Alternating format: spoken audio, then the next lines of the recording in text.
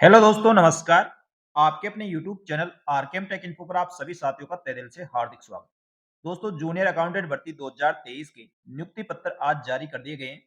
तो सभी अभ्यर्थियों को जो इसमें चयनित हुए हैं, उनको बहुत-बहुत बधाई और शुभकामनाएं। दोस्तों, नियुक्ति आदेश जारी करने के बाद इसके महत्वपूर्ण दिशा निर्देश भी जारी किए गए हैं। आप ज्वाइनिंग कब तक कर सकते हैं और कौन-कौन से दस्तावेजों की आवश्यकता होगी, आपको ज्वाइनिंग कहाँ पर देनी होगी, ज्वाइनिंग करने के समय आपको किन-किन बातों का ध्यान रखना है, इन सब के बारे में दोस्तों इस वीडियो में बताया जाएगा, इसलिए आप वीडियो को अंत तक देखें।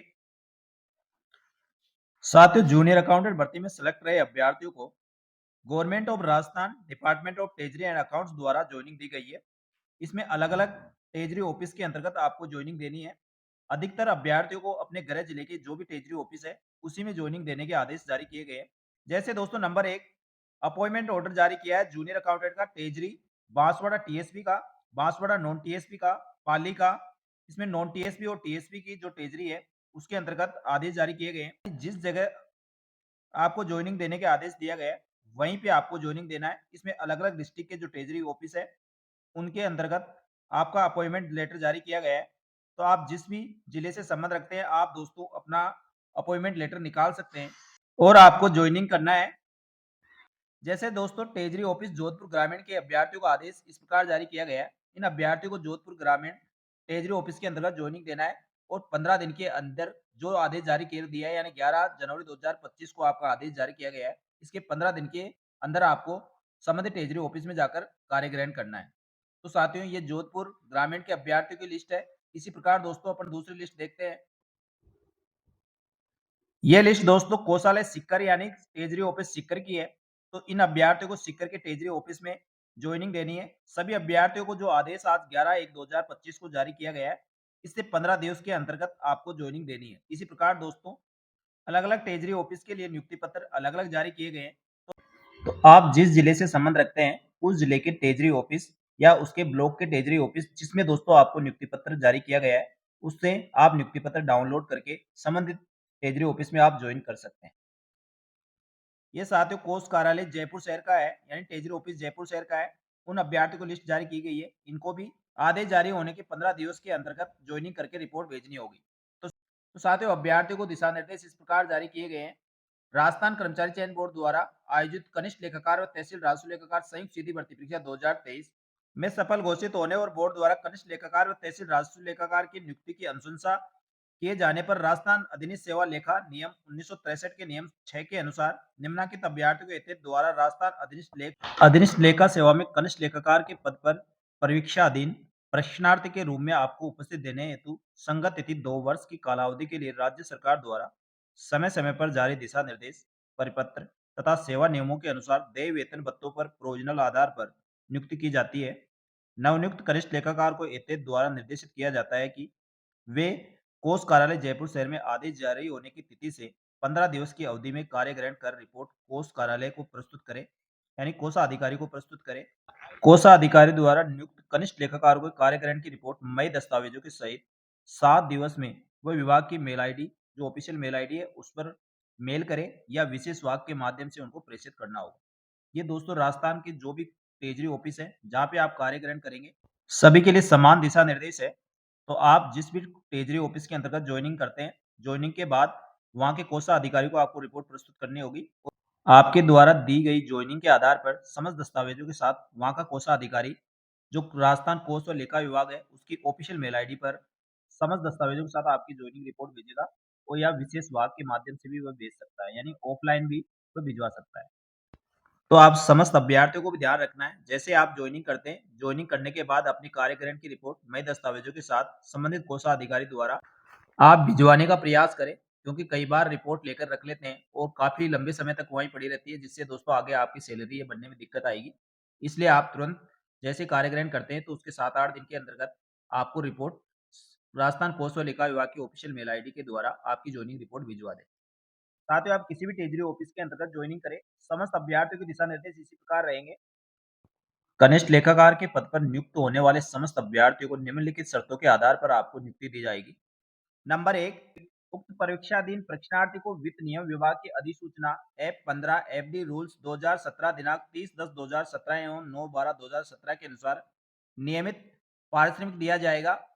यह पारिश्रमिक माननीय उच्च न्यायालय की लंबित एसएलपी रिट 2015 राजस्थान राज्य बनाम गोपाल कुमावत के अधीन भी रहेगी। यानी दोस्तों जो परीक्षा काल में पूरा वेतन देने का जो मैटर गोपाल कुमावत की याचिका पर अभी कोर्ट में लंबित है, उसके अधीन रहेगा।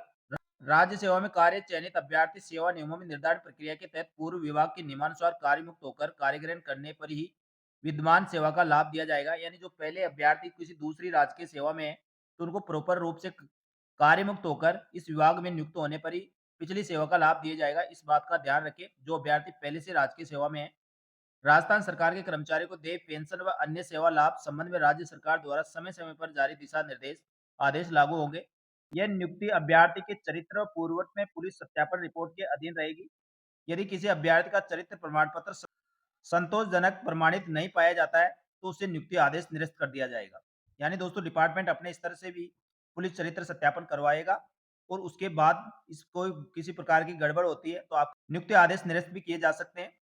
उपरोक्त अभ्यर्थियों की जन्म तिथि उसके द्वारा परीक्षा आवेदन पत्रों में अंकित और राजस्थान कर्मचारी चयन बोर्ड द्वारा सम्यक सत्यापन पश्चात स्वीकृत जन्म तिथि के अनुसार और माध्यमिक शिक्षा बोर्ड द्वारा जारी प्रमाण पत्र के आधार पर अंकित की जाएगी।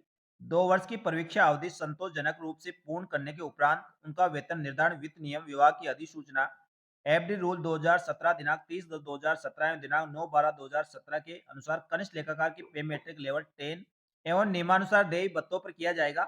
परीक्षा काल में उनको कोई भी वार्षिक वेतन वृद्धि व अन्य भत्तों का लाभ देय नहीं होगा। यानी पे मैट्रिक लेवल 10 आपको 2 वर्ष कंप्लीट होने के बाद इसकी जो बेसिक है उसके आधार पर आपको फिक्स किया जाएगा।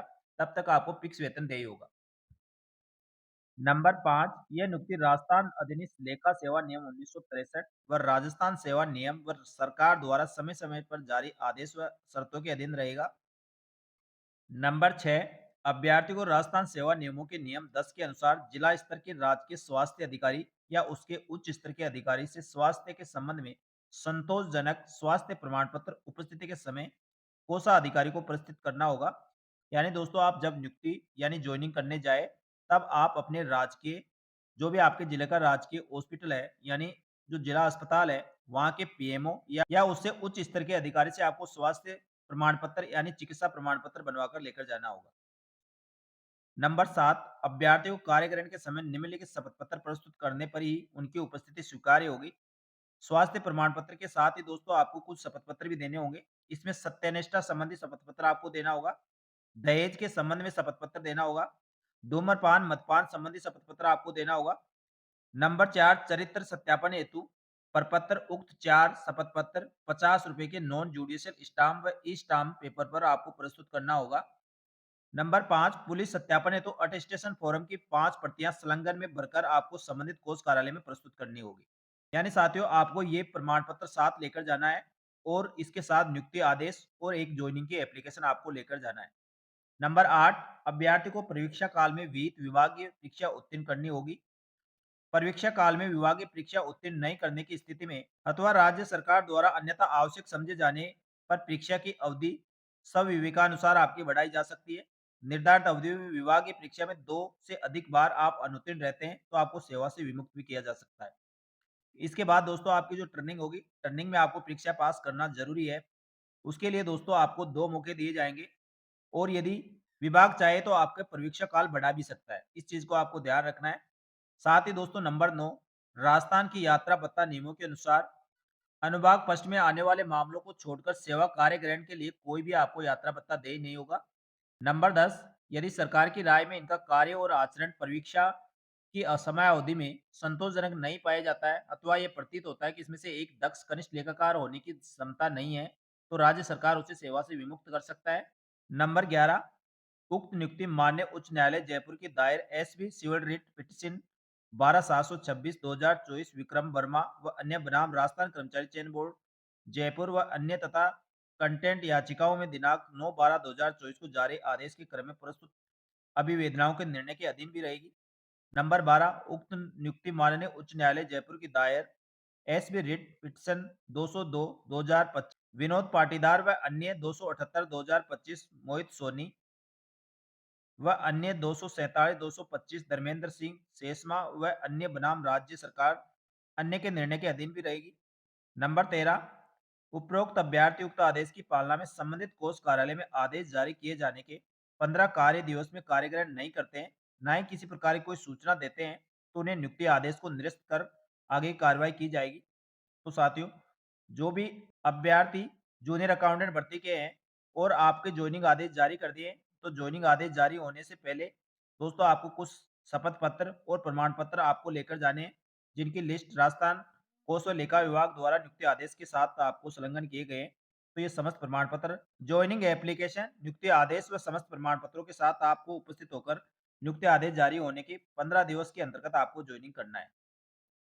इसमें दोस्तों नंबर 1 आपको जिला स्तरीय राजकीय स्वास्थ्य अधिकारी या उसे उच्च स्तर के अधिकारी से आपको स्वास्थ्य प्रमाण पत्र लेकर जाना है, यानी मेडिकल सर्टिफिकेट बनवाना है। सत्यनिष्ठा के संबंध में आपको एक शपथ पत्र देना होगा। दहेज के संबंध में एक शपथ पत्र है। धूम्रपान व मद्यपान संबंधी प्रमाण पत्र देना होगा।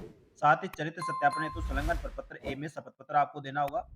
नंबर 6 पुलिस सत्यापन हेतु अटेस्टेशन फॉर्म की 5 प्रतियाँ आपको उपलब्ध करानी होगी और उक्त क्रम संख्या 2 से 5 तक शपथ पत्र ₹50 के नॉन जुडिशियल स्टाम्प व स्टाम्प पेपर पर आपको प्रस्तुत करना होगा। इस प्रकार दोस्तों इन समस्त दस्तावेजों के साथ आपको संबंधित ट्रेजरी ऑफिस के अंतर्गत जॉइनिंग देनी है। ये समस्त अभ्यर्थियों के लिए लागू रहेगा। तो साथियों इस प्रकार राजस्थान कोष व लेखा विभाग द्वारा नवनियुक्त कनिष्ठ लेखाकार के अभ्यर्थियों के लिए दिशा निर्देश जारी किए गए। इन समस्त दिशा निर्देशों की पालना करते हुए आप संबंधित ट्रेजरी ऑफिस में ज्वाइनिंग दें। आप सभी को बहुत बहुत बधाई और शुभकामनाएं। धन्यवाद। जय हिंद, जय भारत।